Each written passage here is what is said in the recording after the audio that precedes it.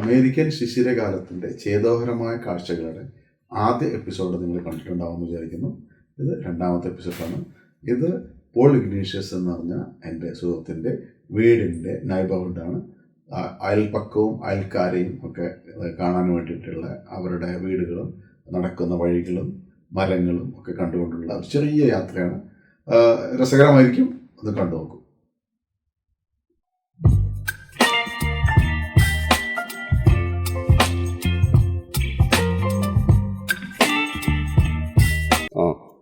ഞാൻ എപ്പോഴും പറയുന്നൊരു കാര്യം ശരി, പ്രകൃതി മനുഷ്യരൊരുപോലെയാണ്. മനുഷ്യർക്ക് ഏറ്റവും അഴകുള്ളത് മധ്യവയസ്കെന്ന് വാർദ്ധക്യത്തിലേക്ക് കടക്കുമ്പോഴാണ്. അപ്പോഴാണ് അവരുടെ മുഖത്ത് തേജസ് വരുന്നത്.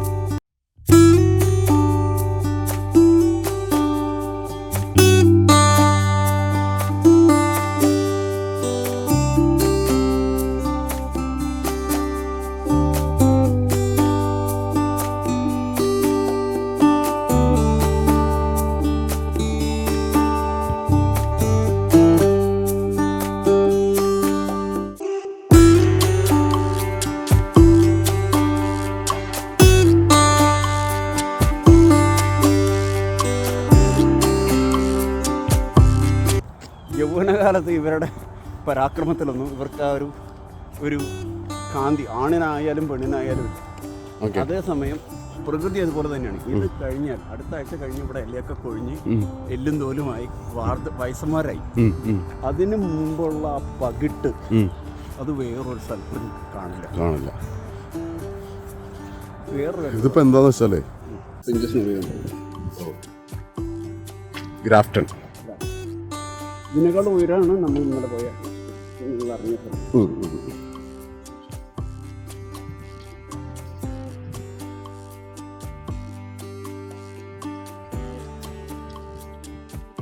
അപ്പൊ ഇതാരുടെ പട്ടേലിന്റെ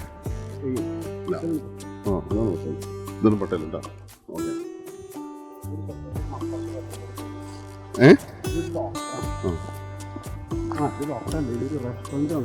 ഇന്ത്യക്കാരനാ? അവര് ആ ഫ്രണ്ടില് ആ വരി ചെടികളുടെ മുന്നിൽ ഇതെന്താ ഈ മരങ്ങൾക്ക് ഇങ്ങനെ കളർ വരാൻ കാരണം? എന്താ പറയാ, ഇല പൊഴിയുന്നതിന് മുമ്പ് ഉള്ള കാലം, അതായത് ഈ ചാകനു മുമ്പുള്ളൊരു ഒരു അതല്ല പറഞ്ഞേ, മനുഷ്യൻ മധ്യവയസ്കെന്ന് വാർദ്ധക്യത്തിലേക്ക് തുടിപ്പാണെന്ന് പറഞ്ഞത്. അപ്പടപ്പാണ് അതിനങ്ങനെയും പറയാം. അവസാനത്തെ നൃത്തം, ഉന്മാദം, ജീവന്റെ ഉന്മത്ത നൃത്തം. അല്ല ശരിയാണ് കേട്ടോ, അതിനങ്ങനെയും കാണാം. അത് ഞാൻ ആലോചിച്ച് നോക്കും. നമ്മളെ പഠിപ്പിച്ച ആൾക്കാരെ തന്നെ ആലോചിച്ച് നോക്കും. ആ ചെറുപ്പക്കാരും ടീച്ചർമാരും ഐശ്വര്യത്തിന്റെ മുഖത്ത് കണ്ടു കഴിഞ്ഞാൽ എന്തോ വ്യത്യാസം ഉണ്ടായിരുന്നു. എനിക്ക് ഓർമ്മയില്ല കേട്ടോ, എനിക്ക് ചില സമയത്ത് ഓർമ്മ കുറവുണ്ട് ശരിക്കും. ആ ശിവസിന് 50 കണ്ടു കഴിഞ്ഞാൽ ഒരു സൂര്യൻ ഇറങ്ങി ക്ലാസ്സിലേക്ക് വരണ പോലെയാണ് ആയിരിക്കും. ഇത് തീരെ ഓർമ്മയില്ല എനിക്ക്. എന്തോ എനിക്ക് വളരെ ചില കാര്യത്തിൽ ഭയങ്കര ഓർമ്മ കുറവാണ് കേട്ടോ. ഇത് വീണതാണോ വീഴ്ത്തിയതാണോ? അളവിന്റെ ബാക്കിയാണിട്ടത്.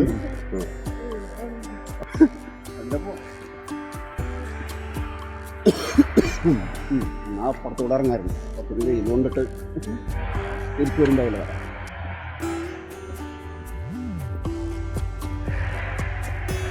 എന്താ അവിടെ കാര്യമായിട്ട് കൺസ്ട്രക്ഷൻ നടക്കുന്നുണ്ടല്ലോ. തൊട്ടപ്പുറത്തെ പ്ലോട്ട് അവർ വാങ്ങി കാപ്പിക്കടക്കാർ.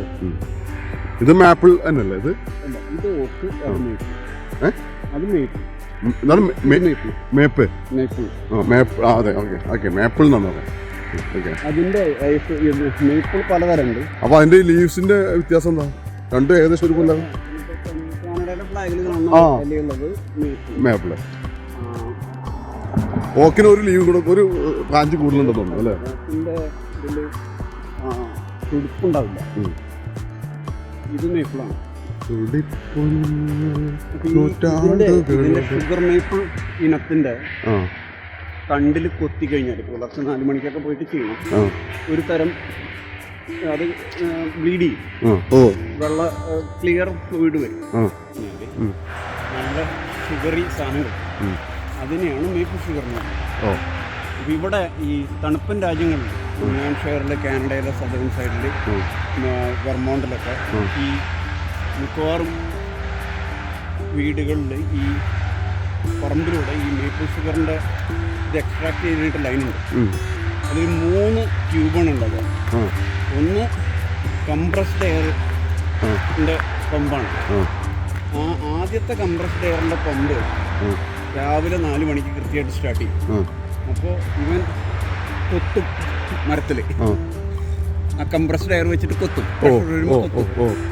കൊത്തിയിട്ട് രണ്ടാമത്തെ കംപ്രസ്ഡ് എയറിൻ്റെ ട്യൂബിൽ ഈ വീട്ടിൽ പുറത്ത് വരുന്നത് അപ്പം തന്നെ കംപ്രസ്ഡ് എയർ വെച്ച് പമ്പ് ചെയ്ത് വീടിൻ്റെ അകത്തുള്ള ടാങ്കിലേക്ക് വരും. അപ്പോൾ മൂന്നാമത്തെ ട്യൂബിൽ അപ്പോൾ ഈ പിന്നെ റബ്ബർ ടാപ്പ് ചെയ്യാൻ പോണപ്പോൾ അങ്ങോട്ട് ആള് പോക്കില്ല. റബ്ബർ ടാപ്പ് ചെയ്യാൻ ഈ പരിപാടി നടത്തേണ്ടതാണ്. അപ്പോൾ പിന്നെ ആള് പോകേണ്ട കാര്യമില്ല. വാസ്തവത്തിൽ നമ്മൾ ആ റബ്ബറിന്റെ ചുറ്റുമുള്ളത് കട്ട് ചെയ്ത് എടുക്കുന്ന ആ പരിപാടി ഉണ്ടല്ലോ, തൊലി ടാപ്പ് ചെയ്തെടുക്കുന്നത്, ആ പരിപാടി കംപ്രസ്ഡ് എയർ വെച്ചിട്ട് നമുക്കത് ഷീറ്റിംഗ് നടക്കാൻ പറ്റുകയാണെങ്കിൽ റബ്ബർ അവിടെ കെടുക്കുകയോ അത് ഒട്ടുപാലിന്റെ കൊയാഗലൻ്റെയോ പരിപാടികളൊന്നും ഇല്ല. കംപ്രസ്ഡ് എയർ ഓടിച്ചാൽ മതി, നേരെ ഇങ്ങോട്ട് വരും. ടാങ്കിലേക്ക് വരും. അപ്പോൾ നമ്മുടെ സതീഷ്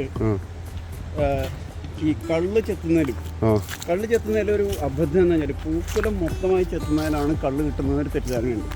പൂക്കുലയുടെ ഒരു 2/3 താഴെ ആ തണ്ടിൻ്റെ അവിടെ നിന്ന് 1/3 ഉള്ളതിൽ നിരനിരയായിട്ട് കൊത്തുകയാണെങ്കിൽ, അതാണ് നമ്മൾ മാൻ്റെ എല്ലുകൊണ്ടൊക്കെ മേടുന്നു പറഞ്ഞു. അങ്ങനെ ഇതാണെങ്കിൽ ഇതുപോലെ വരും. അപ്പോൾ ചെത്തി ഇറങ്ങിയ കള്ള് നമ്മൾ താഴത്തേക്ക് വരുമ്പോഴേക്കും ഓക്സിഡൈസ് ചെയ്തിട്ട് വെള്ള നിറവും, ട്രാൻസ്ലൂസൻ വെള്ള നിറവും. അതേസമയം ഊറി വരുന്ന കള്ള് ക്ലിയർ ലിക്വിഡാണ്. അപ്പോൾ ഈ കംപ്രസ്ഡ് എയർ വെച്ച് കഴിഞ്ഞാൽ നമുക്ക് ഈ പരിപാടി നേരെ എത്താം. നേരെ ഫ്രീസർ ടാങ്കിലേക്ക് ഫില്ല് ചെയ്യുകയാണെങ്കിൽ കള്ള് ദിവസങ്ങളോളം ഒന്നാമത്തെ ആൽക്കഹോൾ കണ്ടന്റ് ഫെർമെൻറ്റേഷൻ കുറയ്ക്കാം. വളരെ ക്വാളിറ്റി സാധനം ആളുകൾക്ക് എത്തിക്കാനും പറ്റും. വേണ്ട സമയത്ത് ഫെർമെൻറ്റ് ചെയ്യാം. അത് ആവശ്യം വേണ്ട നോക്കണം എന്ന് വെച്ചാൽ മാത്രം പുറത്തെടുത്ത് വെച്ചാൽ മതി. കള്ള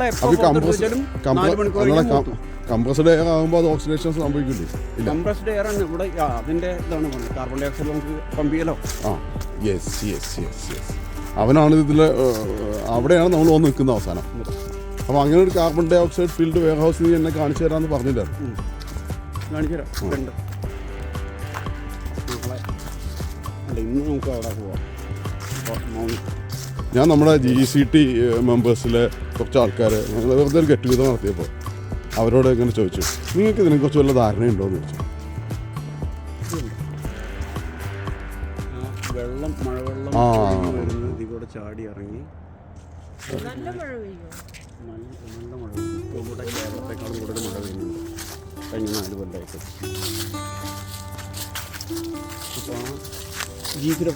ഞാൻ കാര്യം പറയട്ടെ, ഇത് ഈ ലീവ്സ് ഇങ്ങനെ വന്ന് കിടക്കണ്ടല്ലോ, ഇത് ഈ അമേരിക്കക്കാരുടെ ഭയങ്കര അഹങ്കാരമാണ്. ഇത്രയും അഹങ്കാരത്തിൻ്റെ ആവശ്യമൊന്നുമില്ല. ഞങ്ങളുടെ നാട്ടിലെ പറങ്കിമാവിൻ്റെ അടിയിൽ നിൽക്കുന്ന പറങ്കി ഇലയുടെ ബ്യൂട്ടി തന്നെ ഇതിനുള്ളൂ.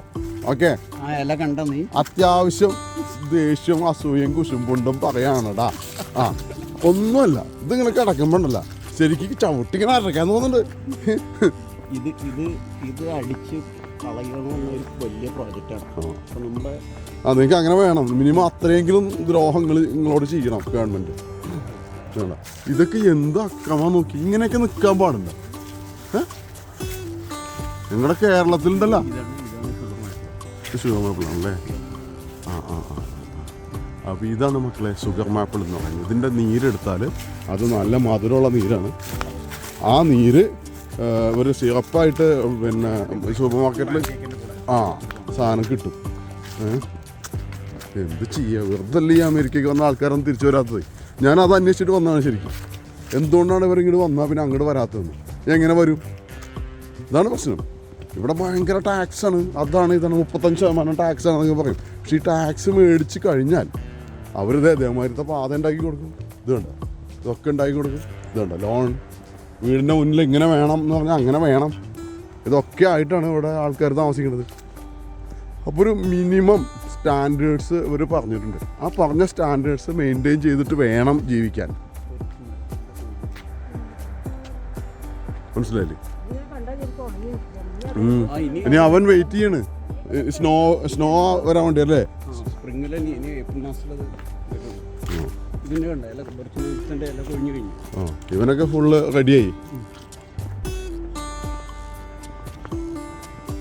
അപ്പോൾ അതുകൊണ്ട് നമ്മൾ ഈ അമേരിക്കൻ യാങ്കികളെ അവരുടെ സെപ്പറേറ്റിസം, അവരുടെ ഡിവൈഡ് ആൻഡ് റൂള്, ആങ്ങാത്തൊലി, അവർ എക്സ്പോർട്ട് ചെയ്യുന്ന എക്സ്ട്രീമിസം, അങ്ങനെ കുറേ കാര്യങ്ങൾ നമ്മൾ കമ്മ്യൂണിസ്റ്റുകാർ പറയാറുണ്ടെങ്കിലും കൂടെ ഇവിടെ വന്നു കഴിഞ്ഞാൽ ഇപ്പം നമ്മുടെ വിജയേട്ടൻ പറഞ്ഞ മാതിരി ചില കാര്യങ്ങൾക്ക് ഇത് ഓക്കണം അല്ലേ?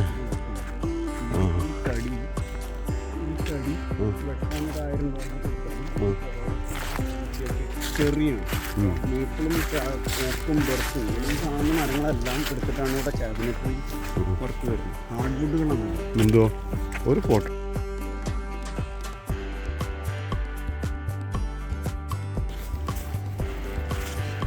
അപ്പോൾ ഈ നിങ്ങളുടെ ഈ ഗ്രാഫ്റ്റണിൽ എത്ര മലയാളികളുണ്ടോ? ഈ ഗ്രാഫ്റ്റണിൽ എത്ര മലയാളികളുണ്ട്? ഇത് അസീസ് എൻ്റെ ബാച്ച്മേറ്റാണ്, ദുബായിൽ നിന്ന് വന്നതാണ്.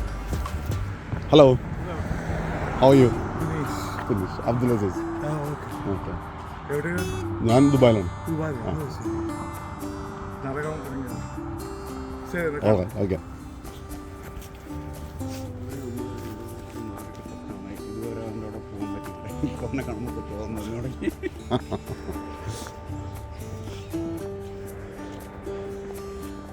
എല്ലാ തിരക്കിൻ്റെ ഇടയ്ക്ക്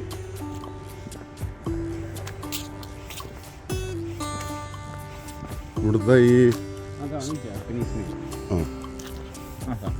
ജാപ്പനീസ് മാപ്പ്. അവന് ഈ കളറാണല്ലേ? ഫുൾ ടൈം കളറായി. ഓ ഓ ഓ, അവന് ഒന്ന് കവർ ചെയ്യട്ടെ. ഇതാ 11 അവൻ.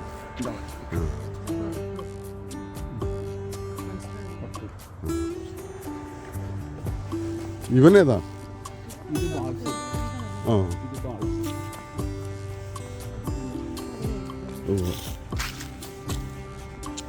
ഇത് കണ്ടു കഴിഞ്ഞാൽ നമ്മുടെ ആളുകൾ ഇത് പൈൻമരമാണ് തെറ്റിദ്ധരിക്കും. അത് പൈൻമരമല്ല, ഇത് balsam fir Douglas fir balsam, അങ്ങനത്തെ സാധനങ്ങളൊക്കെയാണ്. ഇതാണ് ഈ ബാൾസം തടിയുടെ സാധനം തട്ടിയിട്ടാണ് തോർ ഹെയർദാൽ കോണ്ടക്കിയിൽ പോയത്.